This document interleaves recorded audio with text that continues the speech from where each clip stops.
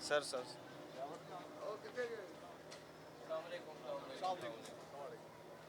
एक सेकंड। जन साहब, जन साहब कहाँ? जन साहब आए साथ। थोड़ा सा आप इधर आए। जन साहब इधर आए।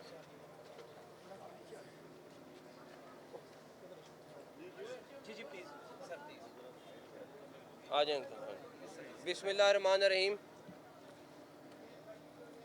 आज मैं और DGNF जनरल साहब हम दोनों यहाँ पे इनके घर पे आए हैं। ये उस फैमिली की कहानी है जो हो सकता है पता नहीं पाकिस्तान में कितनी दफ़ा आती हो, कितनी दफ़ा आती हो।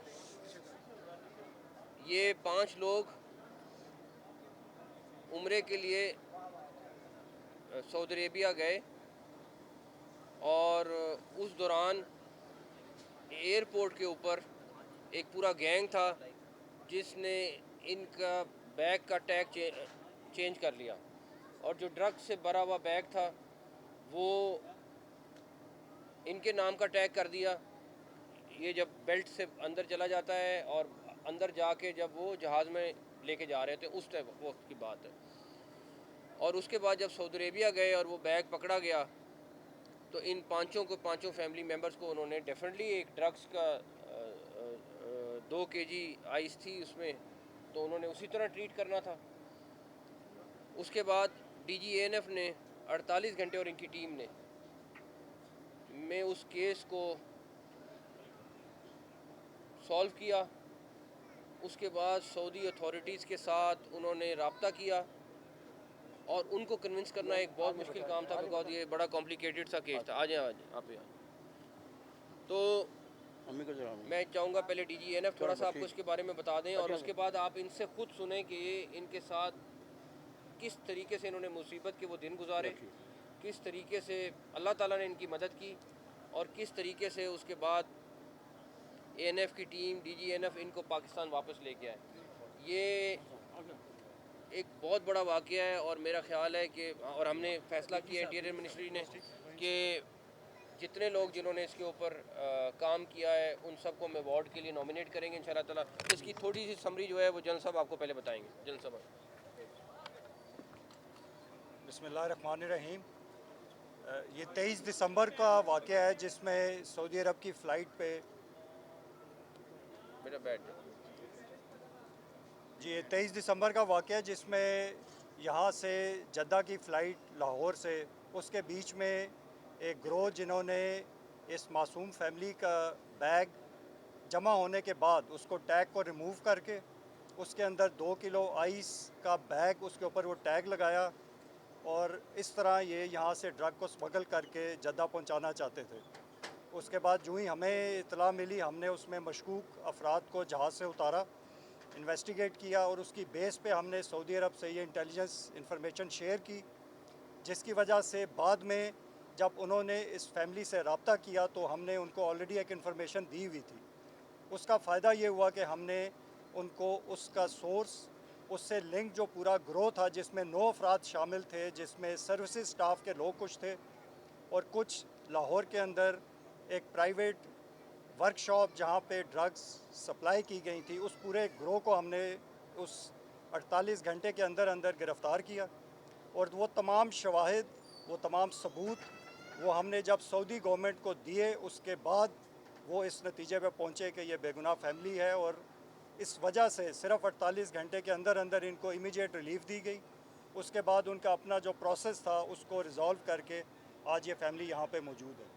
अभी इस फैमिली से हम गुजारिश करेंगे कि वो आपको बता देंगे कि क्या हुआ और किस तरह इनको हुकूमत पाकिस्तान ने और ANF ने मिल के अलॉन्ग विद ASF और जो हमारी फ़ॉरेन मिनिस्ट्री, हमारे जो पाकिस्तान एम्बेसी सऊदी अरब में है और उनके जो कंसर्न स्टाफ है, किस तरह ने उन्होंने सब ने मिल के इनको इस मुश्किल से बचाया। थैंक यू वेरी वरना मच। ये सारी ज़िंदगी वापस नहीं आ सकते थे। बिल्कुल आए, आप ही आए, आप ही आप आए, आप ही आए। आ जाए बता दें हाँ, अंकल आए।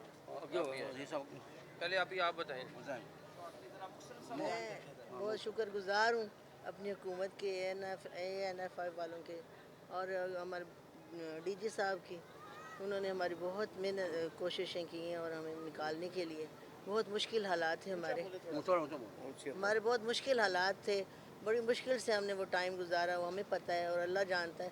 हम सोच रहे थे कि वहाँ से हम निकल ही नहीं सकते, यही हालात थे। और वहाँ 20 साल उम्र कैद हम सुन के और परेशान हो गए, लेकिन हमारी हुकूमत ने हमारी बहुत मेहनत की है मोहसन हमारे नकवी साहब, लिए। डीजी साहब और मोहसन नकवी साहब, नहीं नहीं मोहसन बात नकवी साहब, सब ने इनकी बड़ी हमारी मेहनत बहुत है। हेल्प की है और उनके बहुत मशकूर हैं कि अल्लाह ताला उनको अजर दे। आमीन। और लाखों बस करोड़ों दुआएं करेंगे उनकी फैमिली के बस लिए। ठीक। अंकल जी। पाकिस्तान बस हम 23 तारीख से वहाँ रवाना हुए थे, तो होटल में पहुँचे तो बस मैंने उम्रा किया हमने। तो बस मुफ्त से। दूसरे दिन फिर तीसरे दिन वो आ गए तफ्तीश वाले, तो हमें पता नहीं था। वो कहते आपके कोई बैग रह गया। हमने कहा कोई हमारा कोई बैग नहीं रहा, तो ना हमारा कोई ताला कटा है, कोई मसला नहीं। उन्होंने फिर तफ्तीश हमारे बक्से चेक कर लिए, कर के फिर हमें साथ पकड़ के ले गए। नहीं हम तफ्तीश करेंगे, उधर आपको बैग दिखाएंगे। तो हम वहाँ ले गए, तो उन्होंने बैग दिखाया। हमने कहा हमारा ये बैग नहीं है, ना हमारा ऐसा कोई ताल्लुक है। उसके बाद उन्होंने फिर तफ्तीश करके केस बना के तो अंदर कैद कर दिया, कपड़े बदल दिए और सारे बेड़ियाँ लगा दी। तो बस 15-16 दिन हम मतलब ऐसे ही गुजारा करते रहे अंधेरे में ही।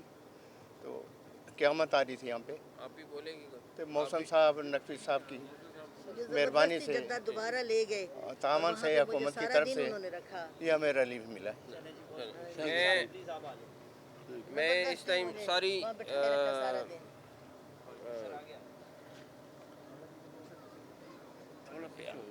ये आप उनका डिटेल में आप इनसे बात कर सकते हैं, ये आपको सारी चीज़ बताएंगे। लेकिन मैं इसमें सबसे ज़्यादा जो एएनएफ का रोल है, उसके बाद एएसएफ है, इंटीरियर मिनिस्ट्री है, लेकिन मैं सऊदी हुकूमत का बहुत शुक्रगुजार हूँ, बिकॉज़ उनके ताउन के बगैर ये मुमकिन नहीं था। और उन्होंने एएनएफ के साथ पूरा ताउन किया और पूरी एविडेंस जो जो इनकी ये शेयर कर रहे थे उसके ऊपर उन्होंने एक्शन लिया, ऑल्दो ये बड़ा मुश्किल काम था।